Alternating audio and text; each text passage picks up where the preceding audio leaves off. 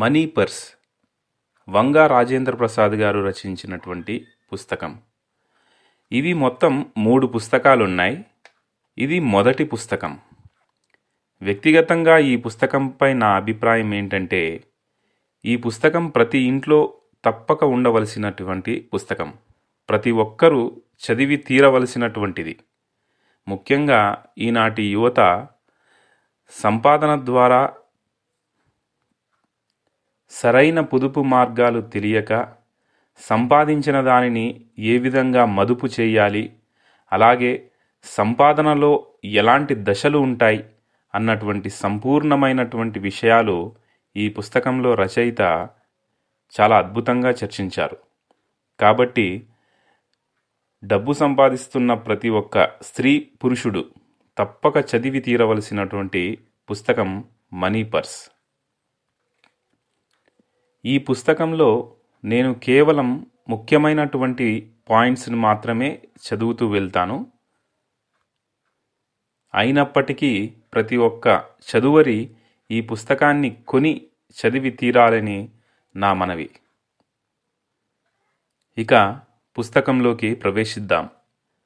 Money purse రచయిత వంగా రాజేంద్ర ప్రసాద్ గారు.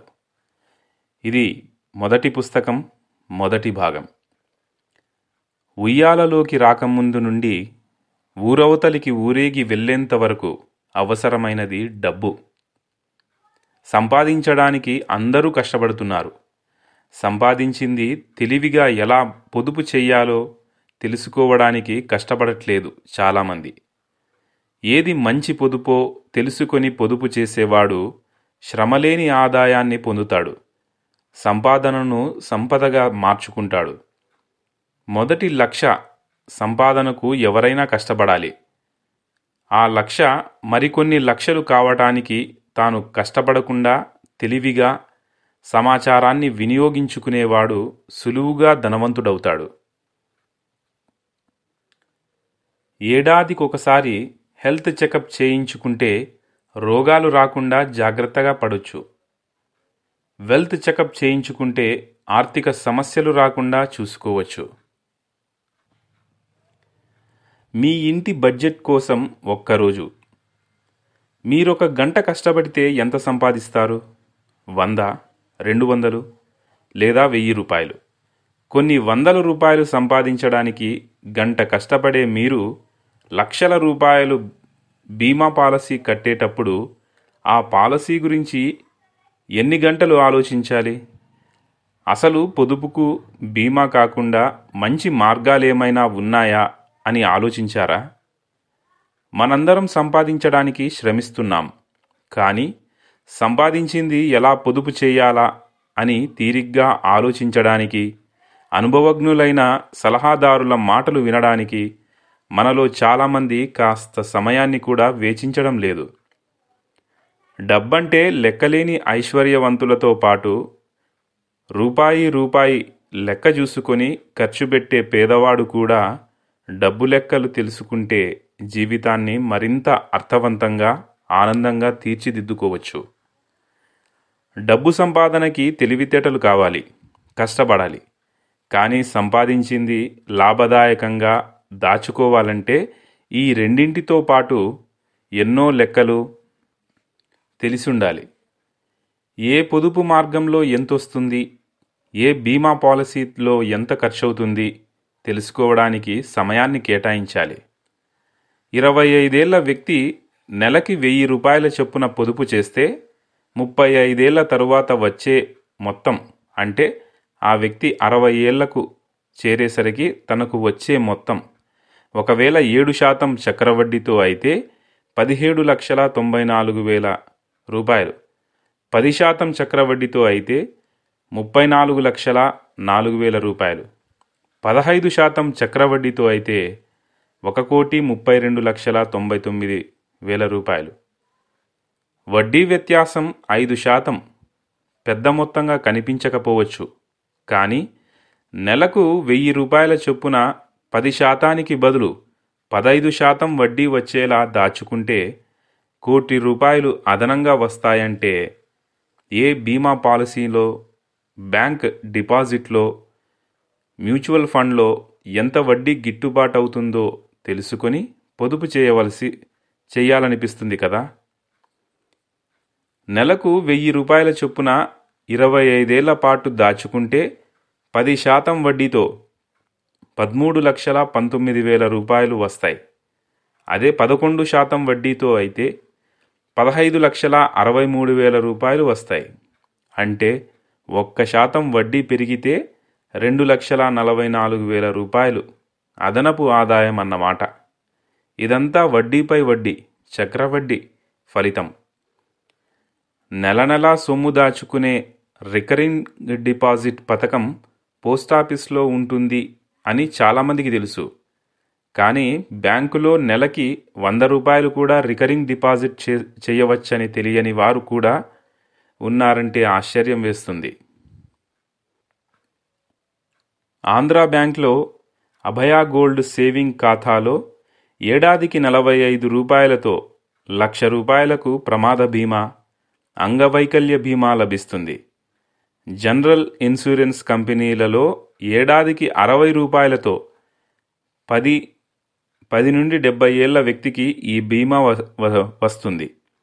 State బ్యాంక్లో సేవింగ్ ఖాతా ఉన్నవారు ఏడాదికి 1000 రూపాయలు కడితే 20 లక్షల రూపాయల ప్రమాద బీమా పొందవచ్చు.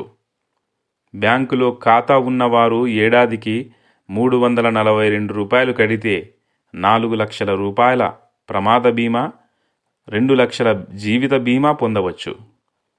ఇటువంటి చిన్న చిన్న విషయాలు మనకు తెలిసినా మనం విస్మరించే బాధ్యతలు, ఆర్థిక పొరపాట్లు, సామాన్యునికి అందని వడ్డీ లెక్కలు,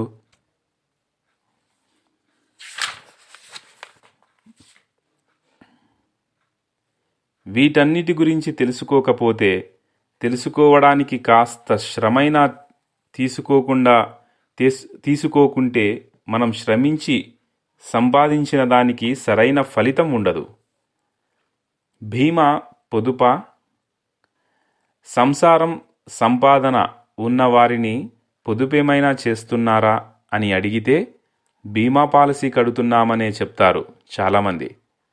మీరు కట్టే బీమా పాలసీకి ఎంత వడ్డీ గిట్టుబాటు అవుతుందో మీకు తెలుసా అంటే 100కి 99 మంది తెల్లమొహమే వేస్తారు. 25 ఏళ్ల పాటు క్రమం తప్పకుండా కష్టపడి కట్టే పాలసీకి ఎంత రాబడి, దీనినే బోనస్ అంటారు. ఎంత రాబడి గిట్టుబాటు అవుతుందో తెలియకుండా బీమా పాలసీని పొదుపుగా భ్రమించేవారు ఎందరో. ఏడాదికేడాది తరిగిపోయే మనీ విలువతో పోలిస్తే చాలా ఎండోమెంట్ పాలసీల్లో గిట్టుబాటయ్యే వాస్తవ వడ్డీ శూన్యం కూడా కాదు, 0 కంటే తక్కువ. బీమా పాలసీల్లో ఎంత వడ్డీ గిట్టుబాటు అవుతున్నదో తెలియాలంటే ఎన్నో లెక్కలు వేయాలి. కాబట్టి వాటి గురించి తెలియక ఎవరైనా చేస్తే అర్థం చేసుకోవచ్చు. కానీ తెలుసుకోకుంటే మనకే నష్టం అని గుర్తిస్తే తెలుసుకోవడానికి తప్పక ప్రయత్నిస్తాం కదా. ప్రతి సంవత్సరం 1000 రూపాయలు చెల్లిస్తూ తాము కట్టే పాలసీ పేరేంటో తెలియని వారు, తమ పాలసీ బీమా కవరేజ్ ఎంతో చెప్పలేని వారు కూడా ఉన్నారంటే అది వారి నిర్లక్ష్యము, అజాగ్రత్తే.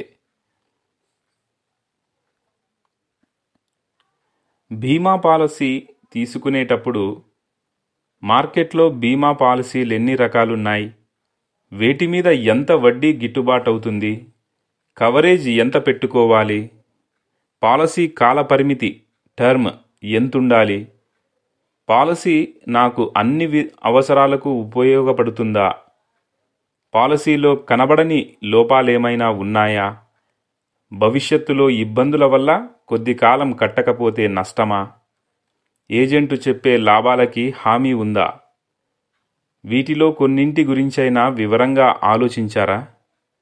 ఇవన్నీ ఆలోచించే తీరికెక్కడిదండి? అవన్నీ మా బీమా ఏజెంటే చూసుకుంటాడు, మంచి పాలసీ ఏదో ఆయన్నే వ్రాయమంటాం అని ఎంతో తెలివైన వారు కూడా అజాగ్రత్తగా చెప్తుంటారు. మనకి రోగం వస్తే మంచి డాక్టర్ దగ్గరికి వెళ్తాం. ఆయన వ్రాసిన మందు మనకు సరిపడకపోతే వెంటనే తెలిసిపోతుంది. రోగం తగ్గదు కాబట్టి. మనకి బీమా పాలసీని సూచించిన ఏజెంట్ తప్పుడు సలహా ఇస్తే ఎన్నో ఏళ్లకి గాని దానివల్ల కలిగే నష్టం మన దృష్టికి రాదు.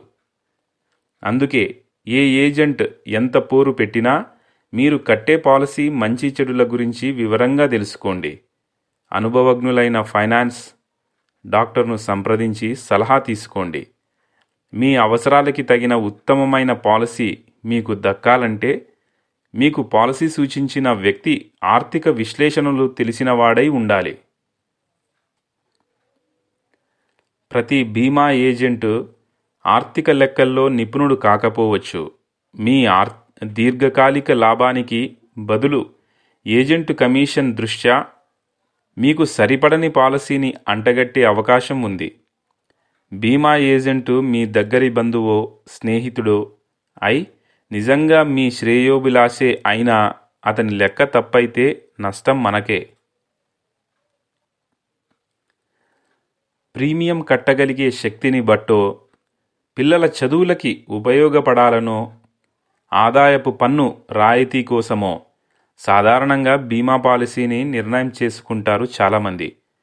మీ గురించి మీ కుటుంబం గురించి సమగ్రంగా తెలియకుండా సరైన పాలసీని పొదుపు మార్గాన్ని సూచించడం సాధ్యం కానే కాదు. కొందరికి పొదుపుకు బీమా సరైన మార్గమే కాకపోవచ్చు. ఆదాయపు పన్ను రాయితీ కోసం బీమా పాలసీకి మించిన మంచి మార్గాలెన్నో ఉన్నాయి. రోగం వచ్చినప్పుడు డాక్టర్ దగ్గరికి వెళ్తాం. ఆనంద జీవితం కోసం ఆర్థిక అనారోగ్యం కలగకముందే మంచి ఆర్థిక సలహాదారులని సంప్రదించడం వల్ల మరింత సుఖంగా బ్రతకవచ్చు. సంపాదించడానికి శ్రమపడుతూ సంపాదించింది దాచుకోవడానికి మంచి పొదుపు పెట్టుబడి మార్గమేదో తెలుసుకోకపోతే గంపలాభం చిల్లి తీసినట్లవుతుంది. రావలసిన లాభం రాకున్నా అది నష్టమే అని గుర్తించి మంచి పొదుపు ఏదో తెలుసుకోవడం కోసం జీవితంలో ఒక్కరోజైనా శ్రమపడండి. ఇది మొదటి భాగం సమాప్తం. Thank you very much.